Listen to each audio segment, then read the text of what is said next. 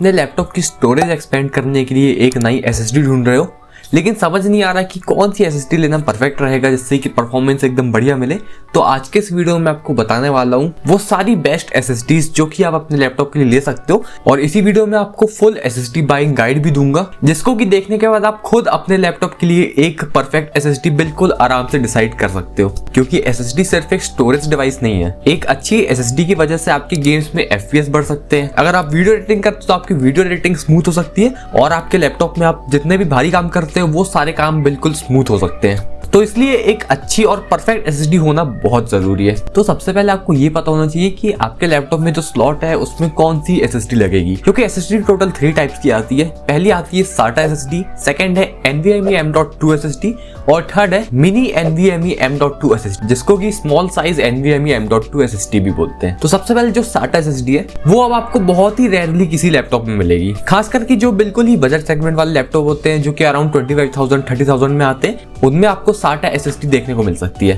और कुछ laptop hybrid storage के साथ भी आते हैं जिनमें की एसएसडी भी होती है और हार्ड ड्राइव भी होती है। तो वैसे लैपटॉप्स में जो हार्ड ड्राइव होती है ना, आप उस हार्ड ड्राइव को रिप्लेस करके एक SATA एसएसडी यूज कर सकते हो, क्योंकि एक SATA एसएसडी किसी भी हार्ड ड्राइव से ज्यादा बेटर परफॉर्मेंस देती है। नेक्स्ट आती है NVMe M.2 एसएसडी। ये वाली एसएसडी आपको ऑलमोस्ट सभी लैपटॉप्स में देखने को मिलती है और आपके पास जो भी लैपटॉप है ज्यादातर चांसेस है कि उसमें यही वाली एसएसडी लगेगी। नेक्स्ट आती है मिनी NVMe M.2 एसएसडी। ये बस NVMe M.2 एसएसडी का स्मॉल साइज वाला वर्जन है। इसका साइज ऑलमोस्ट वो जो NVMe M.2 एसएसडी है ना, उसका बिल्कुल हाफ होता है। और आजकल कुछ लैपटॉप्स में ये मिनी वाली M.2 एसएसडी भी लगती है, जैसे कि Dell G15 और Lenovo LOQ सीरीज के भी कुछ लैपटॉप्स में लगती है। और साथ में इसके अलावा भी और भी कुछ लैपटॉप्स हैं जिनमें कि ये मिनी वाली M.2 एसएसडी लगती है। और आने वाले टाइम में और भी काफी सारे लैपटॉप्स में आपको यही मिनी वाली M.2 एसएसडी देखने को मिलेगी।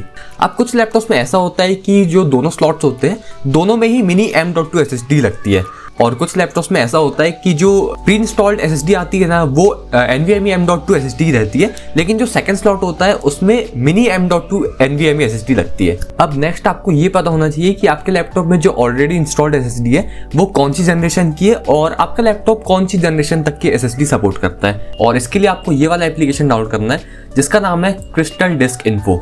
मैंने इसको पहले डाउनलोड कर लिया है और डाउनलोड की लिंक आपको डिस्क्रिप्शन बॉक्स में भी दे दूंगा। अब इसमें आपको यहाँ पर ये दिखेगा सामने ट्रांसफर मोड। इसमें भी आपको यहाँ पर 2 नंबर्स दिखेंगे। एक तो ये वाला नंबर है, ये है करंट मोड। देखो मैं इसमें एरो रख के दिखाता हूँ, तो यहाँ पर लिखा आ रहा है करंट मोड लेफ्ट साइड में और सपोर्टेड मोड राइट साइड में।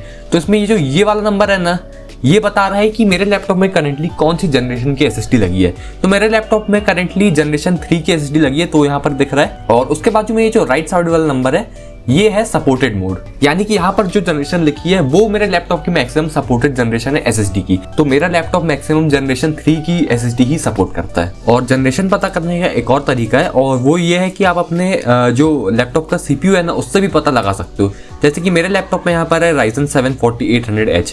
तो किसी भी जो प्रोसेसर का प्रोडक्ट का स्पेसिफिकेशन पेज होता है ना उसमें ये चीज मेंशन्ड होती है। मैं आपको दिखाता हूँ कैसे। जैसे कि मैं यहाँ पर ये Ryzen 7 4800H का वो स्पेसिफिकेशन पेज खोलता हूँ, तो उसमें यहाँ पर कनेक्टिविटी में आप देखोगे तो यहाँ पर लिखा है PCIe 3.0, यानी कि इस सीपीयू वाले जो भी लैपटॉप्स हैं वो जनरेशन 3 वाली एसएसडी से ज्यादा सपोर्ट नहीं करेंगे।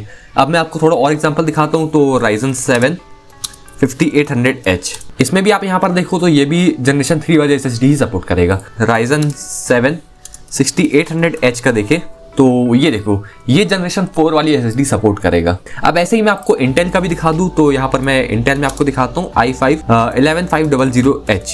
इंटेल में ये चीज जानने का तरीका थोड़ा सा अलग रहता है, मैं आपको बताता हूँ कैसे। इसमें आपको यहाँ पर नीचे आना है, फिर आपको यहाँ पर ये सामने एक्सपेंशन ऑप्शन दिख जाएगा। यहाँ पर भी आपको जनरेशन दिखेगी, लेकिन यहाँ पर दो जनरेशन दिख रही है। तो यहाँ पर इसका मतलब ये है कि यहाँ पर ये जो माइक्रो प्रोसेसर की जनरेशन दी है ये आपकी सीपीयू से रिलेटेड है, तो इससे अपन को मतलब नहीं है। अपन को मतलब है इस चिपसेट वाली जनरेशन से। ये जो चिपसेट PCIe रिवीजन लिखा है ना, ये है आपकी इस सीपीयू की सपोर्टेड एसएसडी की जनरेशन। यहाँ पर i5 11500H में जनरेशन 3 तक की एसएसडी ही सपोर्टेड है। अब मैं आपको i5 12500H में दिखा देता हूँ। तो यहाँ पर आप देखो तो यहाँ पर भी जनरेशन 3 की एसएसडी ही सपोर्टेड है। अब मैं आपको दिखाता हूँ यहाँ पर i5 13450HX सीपीयू की। तो यहाँ पर भी एक्सपेंशन ऑप्शंस पर आ जाते हैं। तो यहाँ पर आप देखोगे कि यहाँ पर PCIe एक्सप्रेस रिवीजन में यहाँ पर 5.0 एंड 4.0 लिखा है, यानी कि ये वाला सीपीयू जनरेशन 4 और जनरेशन 5 दोनों ही एसएसडी को सपोर्ट करता है। अब SSD की जनरेशन हमेशा बैकवर्ड्स कंपैटिबल होती है, यानी कि अगर मेरे लैपटॉप में जनरेशन 3 वाली SSD ही सपोर्टेड है तो भी मैं अपने लैपटॉप में जनरेशन 4 वाली SSD लगा सकता हूँ और वो SSD मेरे लैपटॉप में बिल्कुल सही से वर्क करेगी, कोई प्रॉब्लम नहीं होगी। लेकिन वो SSD जनरेशन 3 वाली SSD की स्पीड में ही ऑपरेट करेगी। जनरेशन 4 की SSD होने के बाद भी जनरेशन 4 वाली SSD की स्पीड में ऑपरेट नहीं करेगी। तो इसलिए आपके लैपटॉप में जो भी मैक्सिमम जनरेशन की SSD सपोर्टेड है वही जनरेशन की SSD आपको लेना है। अब नेक्स्ट आपको पता करना है कि आपके लैपटॉप में जो SSD लगी है उसकी स्पीड कितनी है, और वो पता करने के लिए आपको डाउनलोड करना है ये क्रिस्टल डिस्क मार्क। इसको मैंने ऑलरेडी डाउनलोड कर रखा है, तो आपको जस्ट इसको ओपन करना है और बस ये जो ऑल वाला ऑप्शन है ना, इस पर क्लिक कर देना है और ये टेस्ट रन होना स्टार्ट हो जाएगा। फिर आपको टेस्ट फिनिश होने का बस इंतजार करना है। मैंने ऑलरेडी टेस्ट कर रखा है तो मैं आपको वो दिखाऊं। तो यहाँ पर आप देखो तो ये जो है ये मेरी रीड एंड राइट स्पीड निकल कर आई थी मेरी जो लैपटॉप में इनबिल्ट SSD है उसकी। तो आप इसमें रीड और राइट स्पीड देख सकते हो। तो यहाँ पर आपको मेनली रीड स्पीड में ही ध्यान देना है क्योंकि राइट स्पीड उसके हिसाब से एडजस्टेड रहती है हर एक SSD में। तो यहाँ पर मैंने 4 बार टेस्ट कर रहा था, आपको 4 बार करने की जरूरत नहीं है, एक बार ही काफी होता है। मैं तो वीडियो बना रहा था इसलिए मैंने 4 बार कर दिया। तो आप ऐसे चारों टेस्ट में मेरी स्पीड देखो तो इसमें 3586, इसमें 3570, इसमें भी 3570 और इसमें 3525। यानी कि आप इससे समझ सकते हो कि मेरे जो SSD की रीड स्पीड है वो अराउंड 3500 Mbps की है। तो आपके लैपटॉप की ऑलरेडी इंस्टॉल्ड SSD की जो स्पीड है वो जानना इसलिए जरूरी है क्योंकि आप जो नई SSD लोगे ना उसकी स्पीड आपकी ऑलरेडी इंस्टॉल्ड SSD से कम नहीं होनी चाहिए। उसकी स्पीड आपकी ऑलरेडी इंस्टॉल्ड SSD की या तो बराबर होनी चाहिए या फिर उससे ज्यादा होनी चाहिए, क्योंकि आपको ना सेम जनरेशन की SSD डिफरेंट स्पीड्स के साथ मिलेगी और उसके अकॉर्डिंग उसका प्राइस भी होता है। जैसे कि आपको यहाँ पर मैं इस SSD को दिखाऊं तो इस SSD की रीड स्पीड है 7400 Mbps और ये जनरेशन 4 वाली SSD है। और यहाँ पर ये एक और जनरेशन 4 वाली SSD है लेकिन इसकी रीड स्पीड है 3600 Mbps। और सेम वैसे ही आपको जनरेशन 3 वाली SSD भी दिखाऊं तो ये है जनरेशन 3 वाली SSD। इसकी रीड स्पीड है 1900 Mbps, प्राइस भी आप देख सकते हो। फिर ये एक और जनरेशन 3 वाली SSD है और इसकी रीड स्पीड है 2200 Mbps, प्राइस भी आप देख सकते हो। फिर ये एक और जनरेशन 3 वाली SSD है, इसकी रीड स्पीड है 3500 Mbps। तो ऐसे करके ना आपको सेम जनरेशन में डिफरेंट स्पीड्स वाली SSD भी मिलेगी।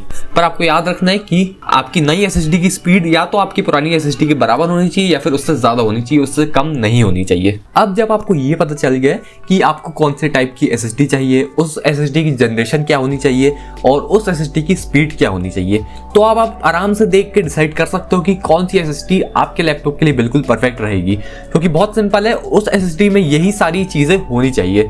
अगर ये सारी चीजें उस SSD में है तो वो SSD आपके लिए बिल्कुल परफेक्ट है। अब रही बात कि कौन से ब्रांड की SSD ले, तो ये भी बहुत सिंपल है। आपको किसी भी अच्छे ब्रांड की ही SSD लेना है जिसका कि नाम थोड़ा अच्छा चलता हो। जैसे कि आप देखो तो ये SP सिलिकॉन है, क्रूशियल है, ज़ेब्रोनिक्स की तो खैर स्पीड कम है, ज़ेब्रोनिक्स की भी ले सकते हो लेकिन अगर आपको स्पीड बिल्कुल परफेक्ट मिले तब। वेस्टर्न डिजिटल है, सैमसंग भी है और फिर ये एंटी स्पोर्ट्स भी है। तो मतलब इनके अलावा भी जो भी अच्छे ब्रांड्स हैं उनकी SSD आप ले सकते हो। और वैसे आपको ज्यादा चिंता करने की जरूरत नहीं है, आपको डिस्क्रिप्शन बॉक्स में सभी अच्छी SSDs की लिंक मिल जाएगी।